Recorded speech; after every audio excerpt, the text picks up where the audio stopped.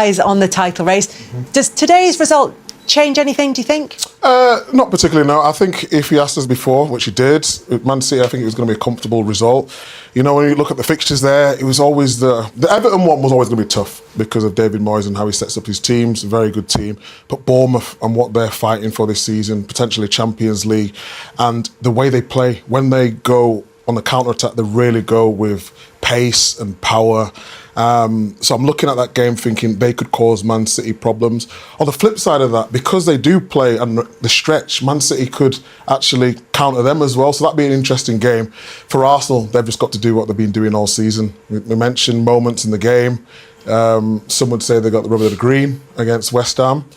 But I think the thing is, with Arsenal, we're constantly saying, have they got the leaders to take them over the line?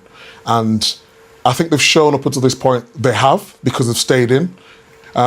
Maybe some of the results they've not played as well as they'd like to play, but in terms of staying in the game and being in a position where they're favourites now, no one can say they're bottling it anymore. I said a couple of weeks Arsenal are not bottling it. It's just the fact that they wasn't playing well.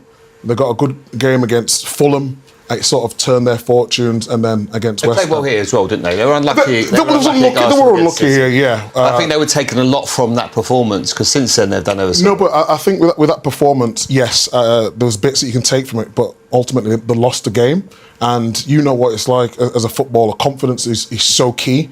And maybe the Arsenal of last season, maybe the confidence would have drained from them a little bit, but it doesn't think like it has this season. Because they did ride out that difficult period. You said going out of the domestic competitions, losing against Manchester City here as well. And regardless of how they played, they still had to overcome that hurdle, and they still had to come through what looked like it was going to be a decisive moment in their season, but actually has proved to be something that spurred them on. Yeah, absolutely. If you look at the Carabao Cup game as well, I think that was one where they've got a little bit of a lesson, didn't they, from City? But the next time they played them, they definitely took something from it. And you could see even afterwards, there was murmurings out at the dressing room. They took it as a positive of how well they played here. And since then, they've had obviously the weekend, whatever way you look at it. I think it's a foul, and they've got the right result. Could have gone the other way, but it hasn't. And now I just feel the opportunity they've got, Burnley at home on a Monday night football, the atmosphere is going to be red hot. I think they've got the players, the capability of playing against a side that's already been relegated. Then you're playing Crystal Palace to have a cup final, a big European cup final a few days after that last day of the season. So things have not fallen in their favour. They deserve this. They deserve to get that to this point. And they've had to work so hard. And you can only imagine the emotion every time he's probably watching the game tonight. Mikel Arteta, seeing how they're playing, looking at the team beforehand, thinking, OK, we might have a chance here. But they are relentless, City. They keep keeping you honest, if you like, and they have done that so well. But I just feel right now, after Sunday, at being in that game, I just think this is Arsenal's this season.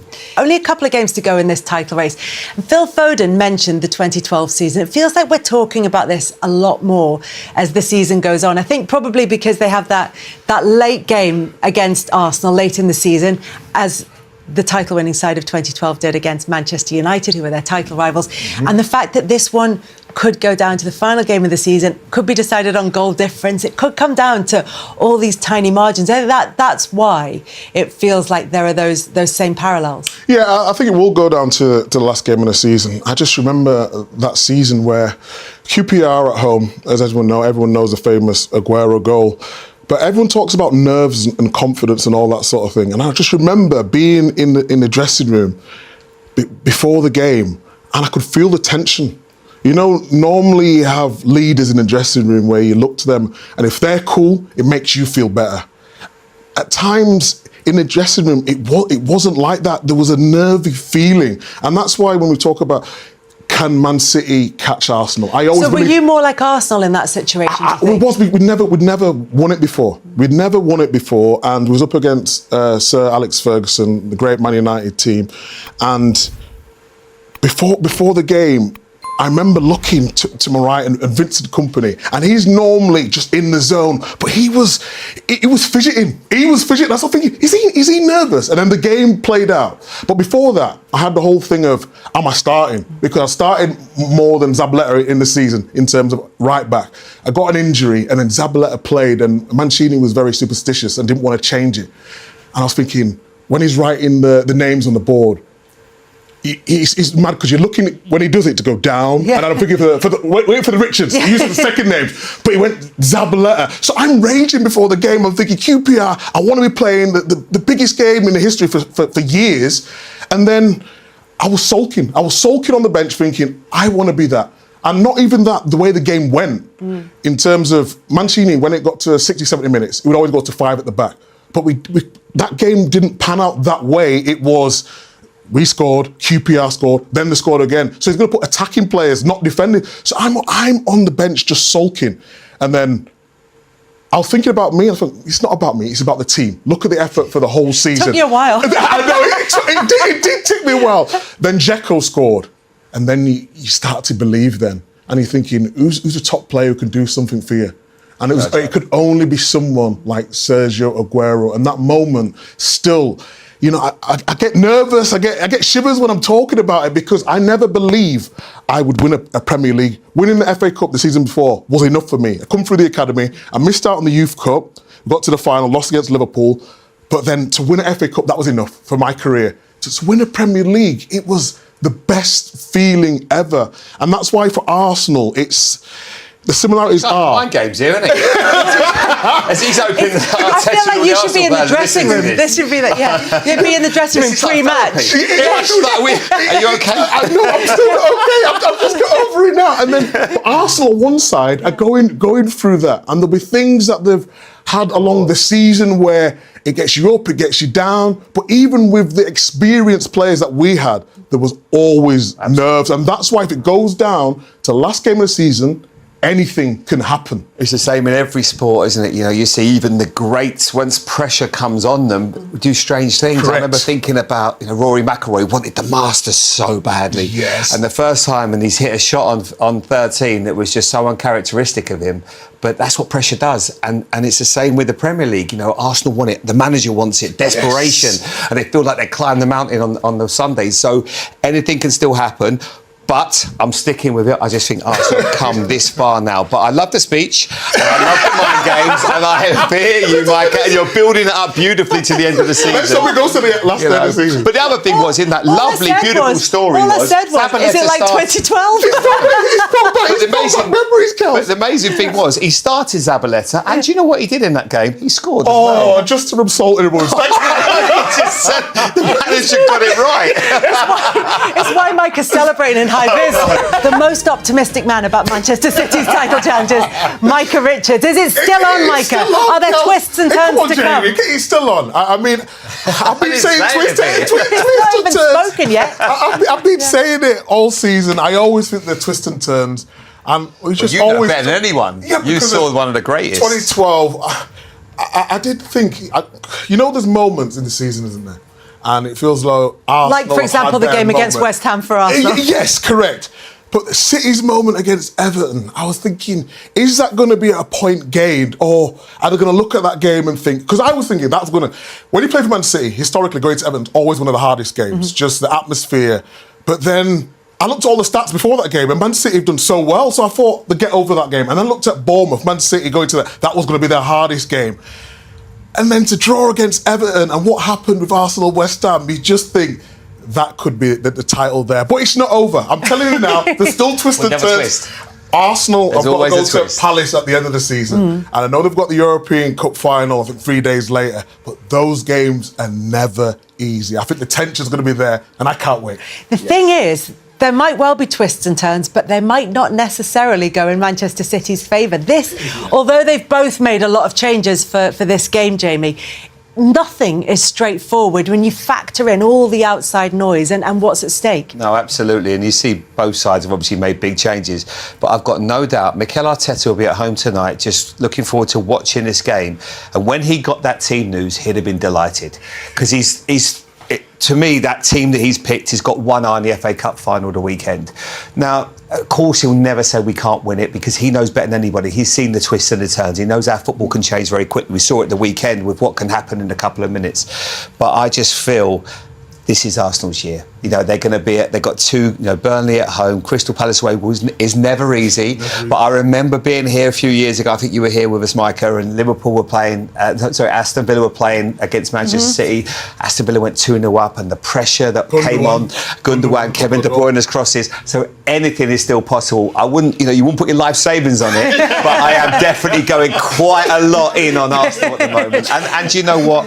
Things have gone their way, and but it's been a great season in terms of how, you know, Arsenal have had to fight back. You know, when they lost here, and I remember watching you guys who did the game when they lost against Arsenal, Man City.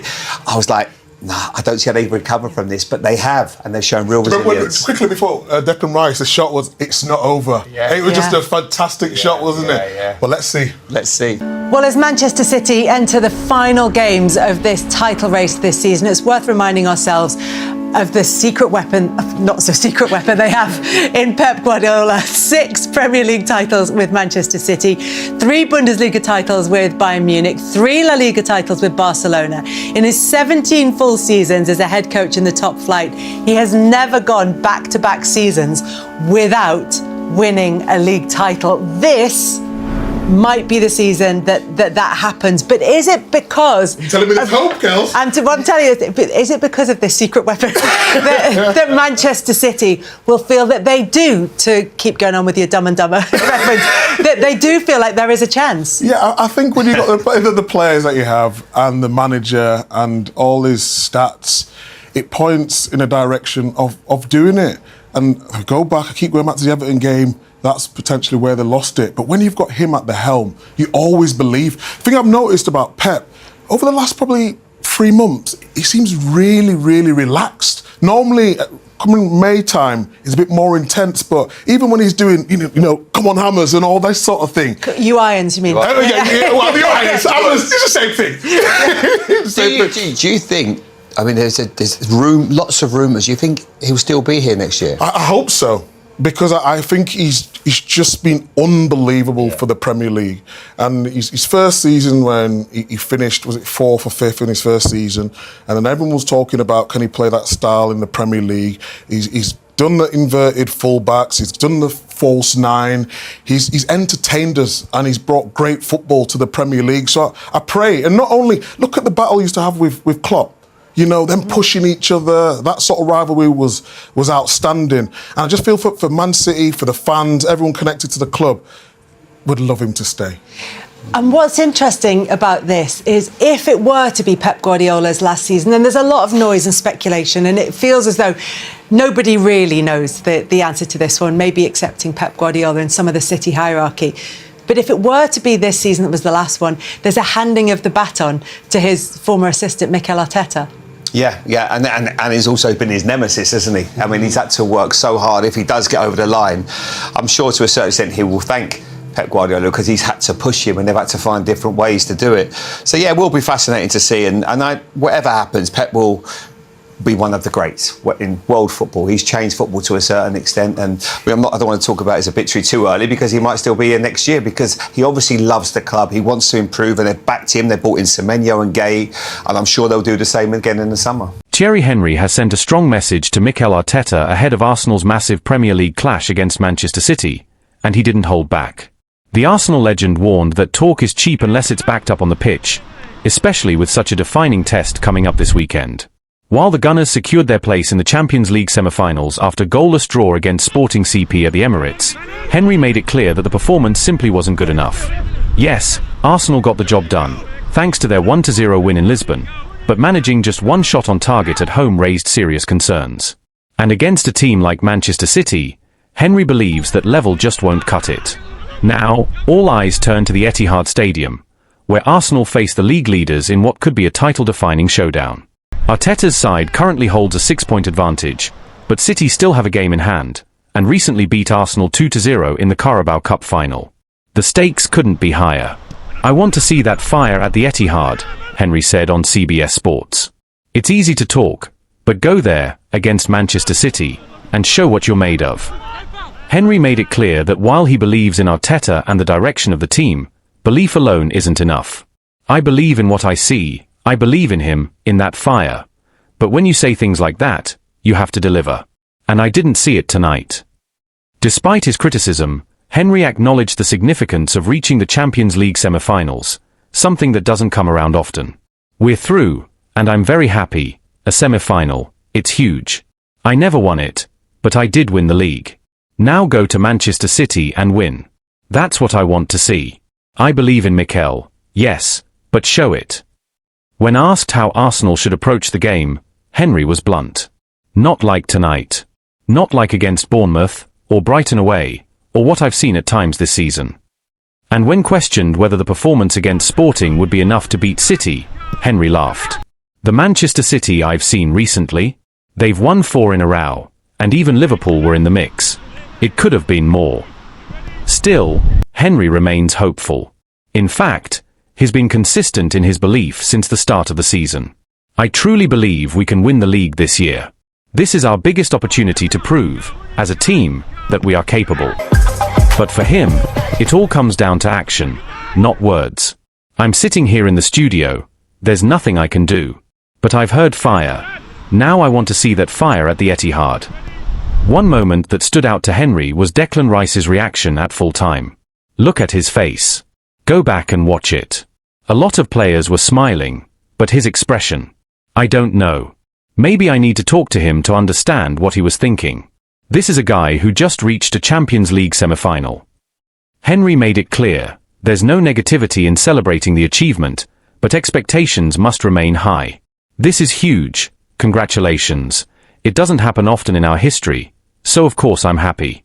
But against City, I want the team to win, not settle for a draw. That's it. Arsenal head into the clash with just 1 win in their last 5 matches across all competitions, including a 2-1 defeat to Bournemouth in their most recent Premier League outing, a reminder that improvement is urgently needed if they want to make a true statement against City. The pressure, therefore, is not just about one match, it's about momentum, identity, and belief at the most critical stage of the season. Inside the Arsenal camp, there is a clear understanding that performances must match ambition. Arteta, speaking after the draw with Sporting, admitted that his team has to improve a lot, particularly in the final third, where their lack of creativity and cutting edge was evident. While defensive discipline has been a strength, the inability to control games and create consistent chances is beginning to raise questions at exactly the wrong time. That concern is echoed by pundits and former players across England, many of whom agree with Henry's assessment. The general feeling is that Arsenal have shown resilience, but not the dominance expected of a team aiming to win both the Premier League and compete deep into the Champions League. Declan Rice, however, has taken a different stance. The midfielder has brushed off external criticism, insisting that the squad remains fully focused and unaffected by outside noise.